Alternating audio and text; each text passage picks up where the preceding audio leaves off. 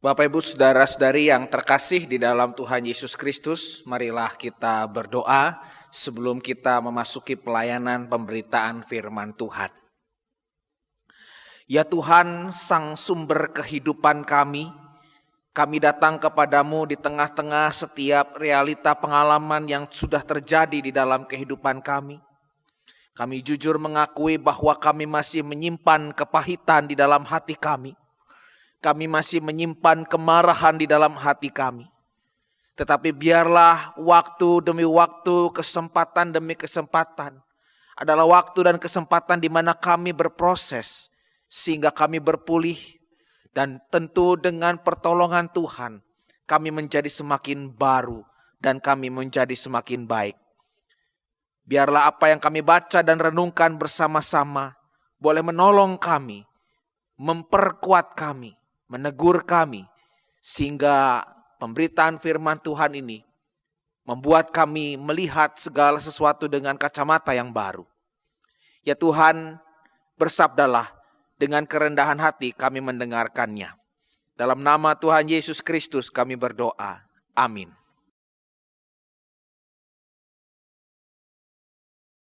Bacaan pertama dari kitab Kejadian pasal 45 ayat 3 sampai 15. Dan Yusuf berkata kepada saudara-saudaranya, "Akulah Yusuf, masih hidupkah Bapa?" Tetapi saudara-saudaranya tidak dapat menjawabnya, sebab mereka takut dan gemetar menghadapi dia. Lalu kata Yusuf kepada saudara-saudaranya itu, "Marilah dekat-dekat." Maka mendekatlah mereka, katanya lagi, "Akulah Yusuf, saudaramu yang kamu jual ke Mesir. Tetapi sekarang janganlah bersusah hati dan janganlah menyesali diri, karena kamu menjual aku ke sini, sebab untuk memelihara kehidupanlah Allah menyuruh aku mendahului kamu. Karena telah 2 tahun aku ada kelaparan dalam negeri ini, dan selama 5 tahun lagi orang tidak akan membajak atau menuai. Maka Allah telah menyuruh aku mendahului kamu untuk menjamin kelanjutan keturunanmu di bumi ini, dan untuk memelihara hidupmu, sehingga sebagian besar daripadamu tertolong. Jadi bukanlah kamu yang menyuruh aku ke sini, tetapi Allah. Dialah yang telah menempatkan aku sebagai bapa bagi Firaun dan tuan atas seluruh istananya, dan sebagai kuasa atas seluruh tanah Mesir. Segeralah kamu kembali kepada bapa dan katakanlah kepadanya, beginilah kata Yusuf anakmu, Allah telah menempatkan aku sebagai tuan atas seluruh Mesir. Datanglah mendapatkan aku, janganlah tunggu-tunggu. Engkau akan tinggal di tanah Goshen dan akan dekat kepadaku. Engkau serta anak dan cucumu, kambing domba dan lembu sapimu, dan segala milikmu.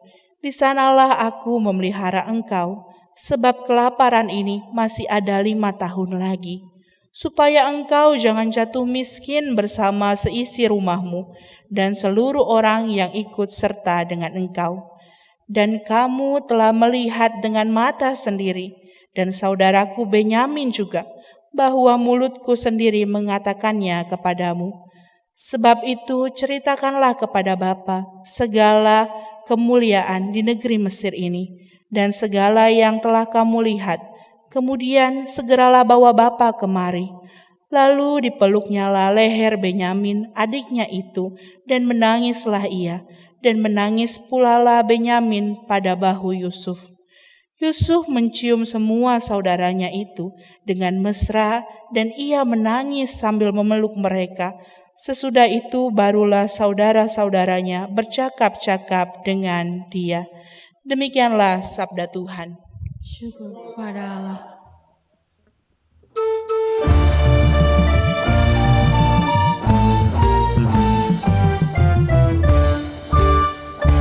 Jangan marah karena orang yang berbuat jahat. Jangan iri pada orang yang berbuat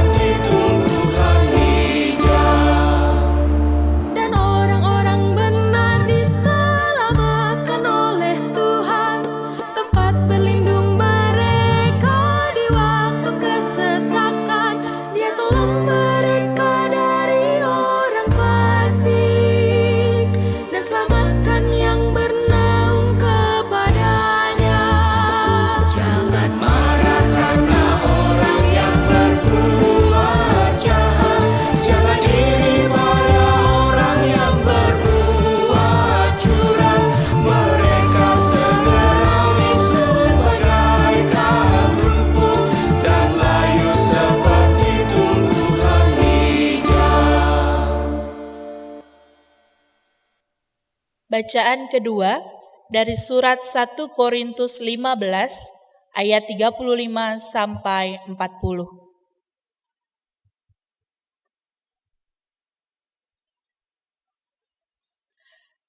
Tetapi mungkin ada orang yang bertanya, bagaimanakah orang mati dibangkitkan? Dan dengan tubuh apakah mereka akan datang kembali?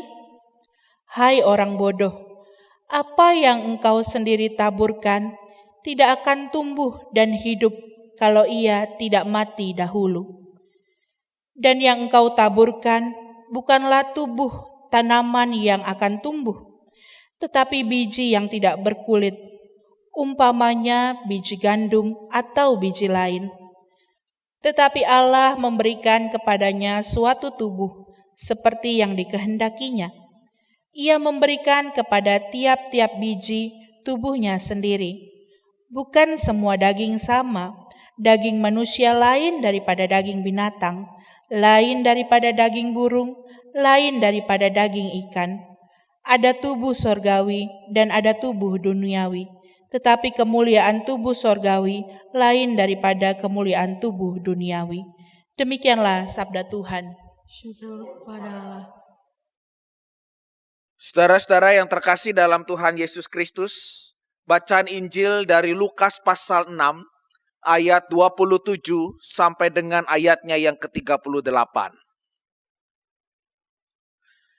Tetapi kepada kamu yang mendengarkan aku berkata, kasihilah musuhmu, berbuatlah baik kepada orang yang membenci kamu, mintalah berkat bagi orang yang mengutuk kamu, berdoalah bagi orang yang mencaci kamu. Barang siapa menampar pipimu yang satu, berikanlah juga kepadanya pipimu yang lain. Dan barang siapa mengambil jubahmu, biarkan juga ia mengambil bajumu.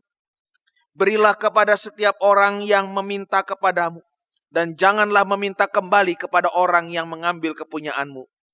Dan sebagaimana kamu kehendaki supaya orang perbuat kepadamu, perbuatlah juga demikian kepada mereka. Dan jikalau kamu mengasihi orang yang mengasihi kamu, apakah jasamu? Karena orang yang berdosa pun mengasihi juga orang-orang yang mengasihi mereka. Sebab jikalau kamu berbuat baik kepada orang yang berbuat baik kepadamu, apakah jasamu? Orang-orang berdosa pun berbuat demikian. Dan jikalau kamu meminjamkan sesuatu kepada orang, karena kamu berharap akan menerima sesuatu daripadanya, apakah jasamu? Orang-orang berdosa pun meminjamkan kepada orang-orang berdosa, supaya mereka menerima kembali sama banyak. Tetapi kamu, kasihilah musuhmu, dan berbuatlah baik kepada mereka, dan pinjamkan dengan tidak mengharapkan balasan. Maka upahmu akan besar, dan kamu akan menjadi anak-anak Allah yang maha tinggi. Sebab ia baik terhadap orang-orang yang tidak tahu berterima kasih, dan terhadap orang-orang jahat. Hendaklah kamu murah hati, sama seperti Bapamu adalah murah hati. Janganlah kamu menghakimi, maka kamu pun tidak akan dihakimi. Dan janganlah kamu menghukum, maka kamu pun tidak akan dihukum. Ampunilah, dan kamu akan diampuni. Berilah, dan kamu akan diberi. Suatu takaran yang baik, yang dipadatkan, yang digoncang, dan yang tumpah keluar, akan dicurahkan ke dalam ribaanmu. Sebab ukuran yang kamu pakai untuk mengukur akan diukurkan kepadamu. Saudara-saudara, demikianlah Injil Tuhan kita Yesus Kristus. Berbahagialah kita yang mendengarkan firman Allah dan yang memeliharanya.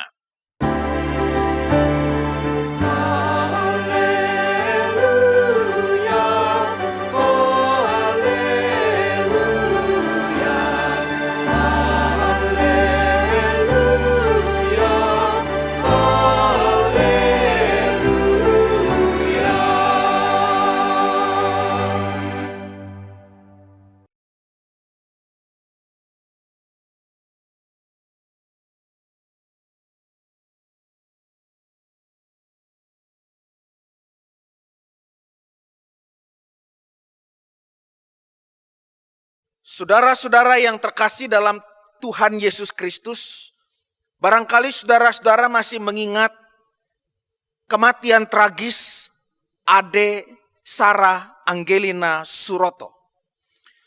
Usia muda 18 tahun, ia dibunuh oleh kekasihnya. Ia adalah putri pasangan Suroto dan Elizabeth Diana.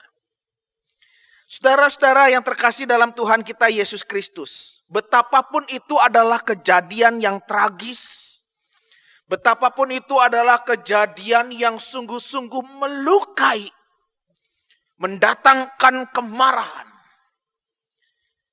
Tetapi ternyata setelah waktu berjalan,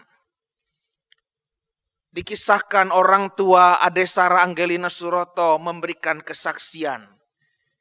Dan kata-kata daripada mamanya, "Mama sayang kamu nak. Mama tahu kamu sekarang sudah di sorga. Sarah jangan khawatir. Mama akan mengampuni Hafid dan Siva. Kamu juga harus mengampuni mereka ya nak." Saudara-saudara yang terkasih dalam Tuhan Yesus Kristus, mengampuni adalah persoalan yang susah. Bahkan mengampuni adalah persoalan yang sampai sekarang saya belum selesai, Tuhan. Mengampuni adalah persoalan di mana ada satu tahap terlewati, masuk tahap yang lain, dan terlewati lagi kepada tahap yang lain. Ada tahap di mana aku mengalami kemarahan. Ada tahap di mana aku mengalami kekecewaan. Ada tahap di mana aku bertanya dan kemudian berdebat. Kenapa ini harus menimpaku? Kenapa dia jahatnya seperti itu? Apa salahku? Apakah harus seperti ini tanggungannya kalau memang aku adalah salah? Tahap kemarahan, tahap kecewa, tahap pertanyaan dan perdebatan harus berjalan terus, saudara-saudara. Berjalan terus kenapa? Karena tahap-tahap ini harus diselesaikan. Tahap-tahap ini harus diselesaikan dan kemudian semua orang termasuk kita yang sudah terluka itu menerima kenyataan bahwa kita memang sudah dilukai. Bahwa kita memang sudah luka. Kita berdarah. Tetapi satu hal, bukankah kita juga merindukan sembuh dari luka itu? Kita kan tidak mau berdarah-darah terus. Dan oleh karena itu saudara-saudara, sesungguhnya cerita ini ketika awalnya dimulai dengan sesuatu yang tragis dan kemudian berakhir dengan Mama mengampuni kamu. Maka kita belajar dari cerita ini saudara-saudara, tahapnya harus jalan terus. Jangan berhenti pada kemarahan. Jangan berhenti pada kekecewaan. Betul kita marah, betul kita kecewa, tapi jangan kemudian kita berhenti hanya pada marah itu saja. Tidak kemudian berangsur-angsur. Kita jangan berhenti pada kecewa. Tapi mari terus berjalan, mari terus bergerak, mari terus temukan makna, mari terus doakan. Sehingga lama-kelamaan kita kemudian sampai pada tahap di mana, oke Tuhan, semuanya itu sudah terjadi. Oke Tuhan, aku mau berdiri, aku mau bangkit, dan aku mau berjalan, dan aku mau jadi berkat. Saya mengutip apa yang pernah disampaikan oleh Uskup Agung Afrika Selatan Desmond Tutu. Without forgiveness, there is no future. Tanpa pengampunan, tidak ada masa depan. Saudara-saudara, tekad untuk mengampuni, itikat baik untuk menerima apa adanya, tekad untuk melihat orang-orang yang pernah melukai kita dan kemudian berusaha mendalami apa yang sebenarnya ingin mereka. Kita akan belajar melihat forgiveness. Dan ketika belajar melihat forgiveness, Desmond Tutu bilang, ini sebenarnya sedang memperbaiki apa yang akan ada di depan nanti. Jadi forgiveness itu mencerahkan hari depan. Saudara-saudara, saya mengutip bagian yang lain yang pernah dikatakan oleh orang tua Ade Sarah Angelina Suroto. Sampai sekarang, dalam satu acara, sampai sekarang saya tidak tahu mengapa saya bisa mengucapkan kalimat itu. Yang saya yakini, ini semua dari Tuhan. Saudara-saudara, kesaksian ini ingin mengatakan bahwa ketika proses pengampunan itu terjadi, ketika kita harus melewati tahap demi tahap sampai akhirnya saya bisa nerima, Tuhan bekerja. Tuhan campur tangan. Tuhan mengerti. Tuhan berperan di situ. Bapak Ibu saudara-saudari yang terkasih dalam Tuhan kita Yesus Kristus. Apa jadinya kalau musuh itu ternyata adalah keluarga kita sendiri? Yang melukai adalah keluarga kita sendiri. Yang mendatangkan marah kebencian adalah keluarga kita sendiri. Oh, tentu itu bagian yang sangat menyakitkan. Bacaan pertama kita cerita tentang Yusuf yang kemudian menerima dan mengampuni saudara-saudaranya. Bapak Ibu, bagian bacaan itu dibuka dengan redaksi yang mengatakan bahwa hati Yusuf itu tidak tahan. Yusuf itu tersentuh oleh permohonan Yehuda. Yusuf tersentuh ketika melihat saudara-saudaranya dan kemudian Yusuf mengungkapkan siapa dirinya. Ini loh aku yang dahulu engkau tangkap, engkau buang, dan kemudian aku pernah mengalami ini dan itu yang betul-betul menyakitkan. Tapi pada waktu itu, pada momen itu, Yusuf tersentuh oleh permohonan Yehuda. Saudara-saudara, bahkan Alkitab mengatakan kepada kita bahwa Yusuf mengatakan, Allah itu telah lebih dahulu mengirim aku ke tempat ini untuk menolong engkau. Saudara-saudara, bacaan Alkitab kita yang pertama menegaskan, menguatkan dan menyampaikan pesan yang penting kepada kita. Allah itu mengarahkan dan membimbing dalam setiap peristiwa-peristiwa yang terjadi itu. Allah menyelamatkan kita semua dari kejahatan. Saudara-saudara, kejadian Yusuf dibuang. Lalu kemudian bacaan kita juga mempertegas bahwa Yusuf itu jubahnya dirobek-robek. Lalu diberikan tahu kepada ayahnya bahwa ayah Yusuf udah mati. Yusuf kemudian ada di istana Mesir. Dan pengalamannya juga pahit di sana. Rangkaian pengalaman pahit itu kenyataan. Rangkaian pengalaman pahit itu sesuatu yang sudah terjadi.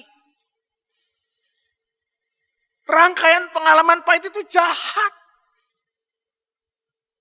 Tapi saudara-saudara, cerita ini ingin mengajarkan Tuhan itu gak mau kita tenggelam pada kejahatan.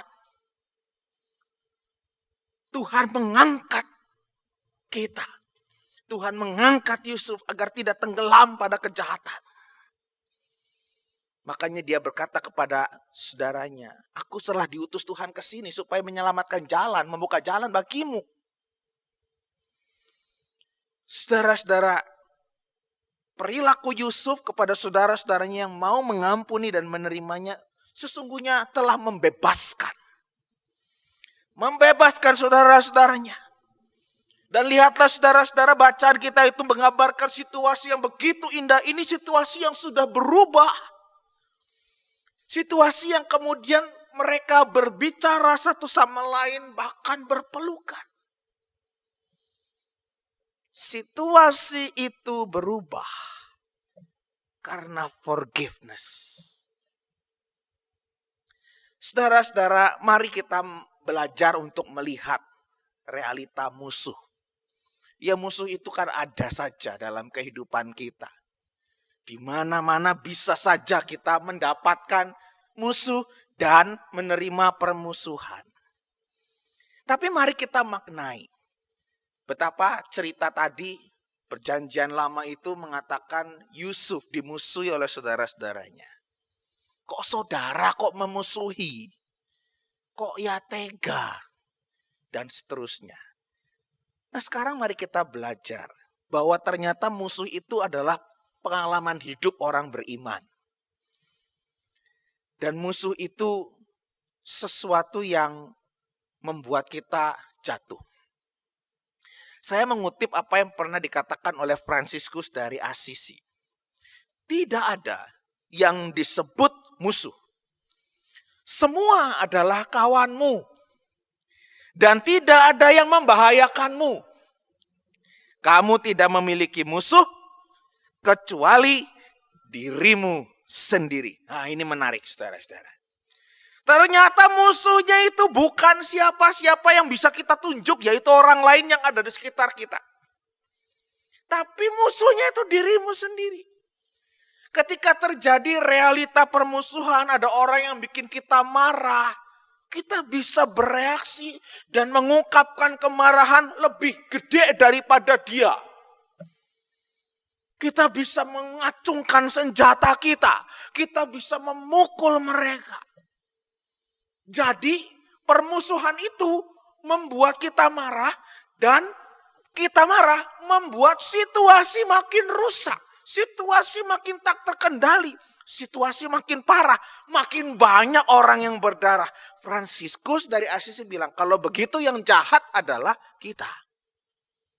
Yang jahat adalah bagaimana reaksi kita terhadap permusuhan. Bagaimana tanggapan kita, bagaimana kita merespon kejahatan yang datang. Itu yang lebih jahat. Dan itu yang dibilang musuh, karena itu kendalikan diri. Setelah terjadi permusuhan, kemungkinannya ada dua. Situasi tambah parah atau situasi makin baik. Siapa yang menentukan? Kita yang menerima permusuhan. Jadi, nah ini jelas. Musuhnya bukan di luar. Di sini. Di sini. Saudara-saudara tidak bisa dianggap lari dari kenyataan kan. Kita nggak bisa lari dari kenyataan kan. Faktanya seperti ini. Dan karena itu saudara-saudara ketika kita menyadari bahwa memang kita mengalami permusuhan, buka mata selebar-lebarnya. Buka telinga selebar-lebarnya. Lihatlah kenyataan apa yang persisnya terjadi. Mendetil kalau perlu. Kita nggak kuat loh terima kenyataan bahwa ternyata kita dibenci orang. Bahwa kita ternyata dibicarakan yang buruk-buruknya. Kita bisa marah. Kita bisa menangis sejadi-jadinya. Kenyataan pahit. Tapi kalau kita makin lari dari kenyataan. Makin gak mau lihat dari kenyataan. Makin menutup mata. Maka kita makin salah. Pertimbangan-pertimbangan kita tidak matang. Nah di sini butuh kelapangan hati. Di sini butuh hati yang luas seperti samudra, ada sampah datang, ada yang baik datang, ada yang buruk datang, ada yang menyegarkan datang. Ya terima saja, hatinya luas. Saudara-saudara yang terkasih dalam Tuhan kita Yesus Kristus, bacaan Injil dengan sangat ekstrim mengatakan kasihilah musuhmu dan berbuatlah baik kepada mereka. Oh, ini adalah kasih yang radikal. Saudara-saudara, kasih yang radikal dalam bacaan Injil kita harus menjadi ciri daripada orang Kristen. Kasih yang terjadi bukan berdasarkan ukuran duniawi. Dia sudah memberi apa maka kita membalasnya. Kalau dia tidak memberi ya sudah kita tidak membalas. Kalau dia pentung ya jangan mengasihi. Itu kasih ukuran duniawi. Tetapi kasih yang diajarkan dalam bahasa Injil Lukas pasal 6 adalah kasih yang iman. Kasih yang berdasarkan iman di dalam Tuhan Yesus Kristus. Saudara-saudara, Tuhan Yesus Kristus itu menanggung hukuman salib. Dan di dalam peristiwa salib itu, di dalam penderitaannya itu, Ia masih mendoakan orang-orang yang jahat itu. Nah, itu yang seperti itu, yang radikal. Kita mengikuti jalannya Tuhan Yesus. Saudara-saudara yang terkasih, lihatlah bacaan Injil kita itu mempersoalkan perbuatan baik. Lah kalau kamu berbuat baik kepada orang yang memang sudah baik sama kamu, apa jasamu? Lah penjahat juga begitu, sama aja. Kan kamu bukan penjahat, intinya kan bilang begitu bahasa Injil kita. Nah saudara-saudara, perkara mengasihi musuh yang diangkat dalam Injil kita, sesungguhnya perkara soal bagaimana saya mau mewarnai. Perkara bagaimana saya mau memperbaiki. Perkara bagaimana saya mau berusaha menerapkan apa yang Tuhan Yesus ajarkan itu. Perkara soal bagaimana supaya makin banyak orang-orang yang tersadarkan, orang-orang yang tersentuh. Itu penjahat-penjahat yang melihat peristiwa salib dan ia mendengar bahwa Tuhan Yesus mengampuni mereka, bisa terdiam, tersentuh. Kasihilah musuhmu dan berbuatlah baik kepada mereka adalah sebuah tindakan yang muncul dari dalam hati, kemudian disampaikan kepada hati yang lain, yang disentuh adalah hatinya. Ini sesuatu yang inspiratif. Ini sesuatu yang menyegarkan. Ini sesuatu yang membuat orang tergugah. Ini sesuatu yang membuat orang menangis. Ini membuat sesuatu yang membuat orang kemudian melihat secara baru, berhenti sejenak, terkesan. Saudara-saudara, kasihilah musuhmu dan berbuatlah baik kepada mereka. Kenyataannya dalam kehidupan kita, manusia selalu dihadapkan dengan relasi yang tidak baik dengan sesamanya. Bahkan tidak dipungkiri terjadi dendam yang kemudian tiada kunjung usainya, katanya begitu. Kan sebenarnya persoalannya adalah mau dipulihkan atau mau didiamkan. Ketika kita melihat bahwa pemulihan itu sesuatu yang memperbaharui saya, memperbaharui dia yang membenci saya, memperbaharui dunia ini, maka sesungguhnya kita akan memulai dengan bagaimana relasi itu terjadi. Bagaimana saya mencoba membuka kontak, komunikasi dengan dia yang sudah menyakiti saya itu. Dan berusaha menyentuh perasaannya, menyentuh hatinya. Rumusan yang diajarkan oleh Tuhan Yesus adalah memperlakukan musuh dengan baik, memberikan kepadanya apa yang baik, dan pinjamkan sesuatu tanpa berharap kembali. 3 rumusan yang diajarkan oleh Tuhan Yesus Kristus itu sesungguhnya adalah langkah konkret yang bisa kita sama-sama lakukan. Meskipun betapapun itu sesuatu yang berat, sulit, butuh waktu yang panjang, tetapi sekurang-kurangnya niat untuk memperlakukan musuh dengan baik, niat untuk memberikan apa yang baik, niat untuk meminjamkan tanpa berharap kembali, diwujud nyatakan. Dan kemudian berdoalah bagi mereka. Saudara-saudara yang terkasih dalam Tuhan kita Yesus Kristus, bicara tentang situasi damai sejahtera. Sesungguhnya bukan bicara tentang situasi yang serba menyenangkan, memuaskan, indah-indah.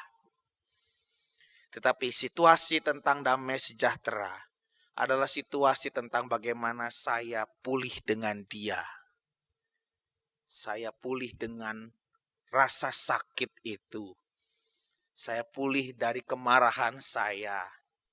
Dia pulih dari kemarahannya. Saya pulih dari kebenciannya. Dia pulih dari kebenciannya.